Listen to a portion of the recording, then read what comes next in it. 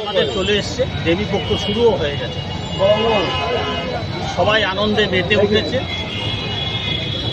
আজকে পশ্চিমবঙ্গের বিভিন্ন প্রান্তে বিভিন্ন জায়গায় পুজো উদ্বোধনগুলোও শুরু হয়ে গেছে। আমরাও আসানসোল পৌর নিগমে মানুষকে আনন্দ উপভোগ করবার জন্য এবং মানুষকে আগাম জানিয়ে দিলাম যে আপনারা সকলে আনন্দ উপভোগ করুন এবং পৌর নিগম আপনাদের সঙ্গে আছে। পৌর নিগমের শুভেচ্ছা আপনাদের সঙ্গে থাকলো।